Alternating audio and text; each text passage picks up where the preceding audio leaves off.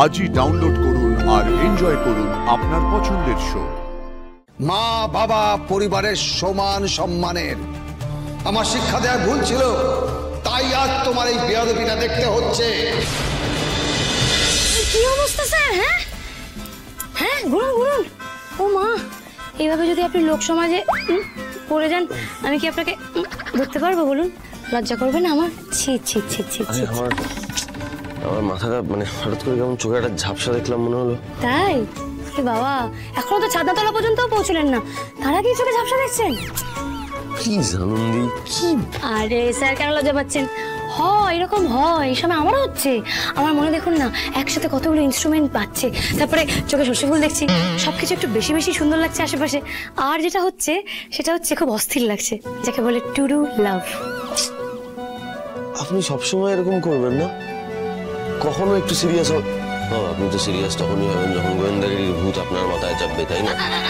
এখন আমার মাথায় প্রেমের ভূত চেপে আছে। এই কেস করেছে রে।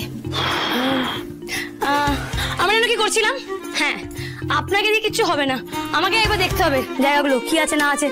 বাবা, সাদা সাদা কাগজে। ও শুনুন, 15 মিনিটের রাস্তা, আপনি ঠিক পৌঁছে যাবেন। এই নিন ধরুন। এটা কোথায় ছিল? আপনার ল্যাপটপের নিচে। বোঝো, চোখের সামনেই ছিল, আমি দেখতে পেলাম না।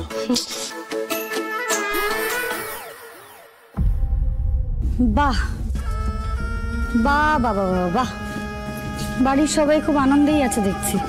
মা, দিদি যে তুই এখন এলি, বাড়িতে কত কিছু হয়ে গেছে জানিস তো?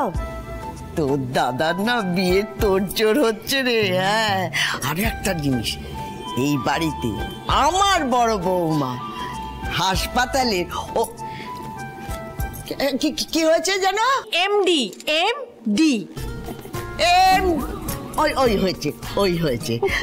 সেই আনন্দে না আমারও খুব খুশি খুশি মনে হচ্ছে।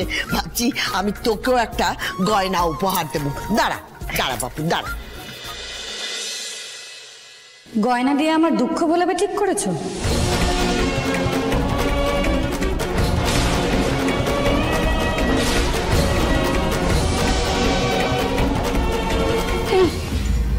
তুই কিভাবে কথা বলছিস? সেটা বাড়িতে কতদিন পরে একটু আনন্দ উৎসব হচ্ছে। কার আনন্দ? এমজি ম্যাডাম, কখনো আমাকে ভালো করে দেখেছো মা? ও, তুমি দেখবেই বা কখন? তোমার মাথায় এত দায়িত্ব, তোমার তো এত সময়ই নেই। দিদি রে, এভাবে বলিস না, কথা বলতে নেই। তাহলে কিভাবে বলবো ঠাম্মি? না মানে বলে দাও, কতটা মিষ্টি করে বললে তোমরা বুঝতে পারবে। তোমাদের কাছে তো এই বাড়ির মেয়ের থেকে বেশি কদর বৌমাদের, তাই তো করেছো। মেয়েকে অন্ধকারে একা ফেলে রেখে বৌমাদের মেয়ে বানিয়ে নিয়েছো, মানে অ্যাডপ্ট করে নিয়েছো। বৌমাদের চাকরি করাচ্ছো, বৌমাদের বিয়ে দিচ্ছ, সব কিছু বৌমাদের জন্য। আর এই মেয়ের জন্য কিচ্ছু নেই। এই হয় টেকা, তুই এইভাবে কথাগুলো বলতে পারলি আমাকে? তুই তো নিজের চিরকাল ভেবে এসেছিস যে তোর মা খুব বোকা, তাই সারা জীবন নিজের সব দুঃখ সুখ সবটাই তো তুই কাকিমণির সঙ্গে ভাগ করে নিয়েছিলি, তাই না? অসাধারণ। তাহলে এখন সমস্ত দোষ কাকিমণির, তাই তো? মানে তোমরা যে ওই ফ্রড লোকটার সাথে আমার বিয়ে দিলে, সেটাও তার মানে কাকিমণি ঠিক করে দিয়েছিল তো?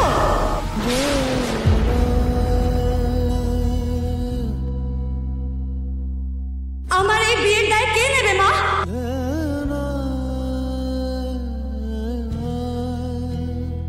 থাক না, থাক মা, এত দুঃখ করিস না। আমাকে একদম বোঝে না কাকিমণি। তুমি দেখলে তো পুরুষে কি সুন্দর নিজের জীবনটা গুছিয়ে দিল। ওর তো বাপের বাড়ি নড়বড়ে, কিন্তু দেখো কি সুন্দর পাকাপোক্ত একটি শ্বশুর বাড়ি পেয়েছে। আর আমার শাশুড়ি তো আমার বাড়ির সবাইকে আগুনে পুড়িয়ে মারতে চেয়েছিল।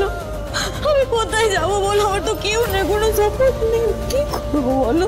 অন্তিকা, একদম নকল ভালোবাসা দেখাবেন না।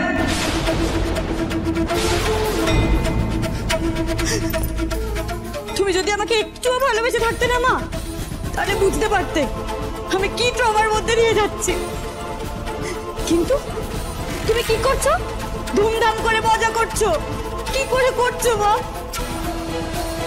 এই অয়ন্তিকা, এইভাবে মায়ের সাথে কথা বলার সাহস কে দিয়েছে তোমায়?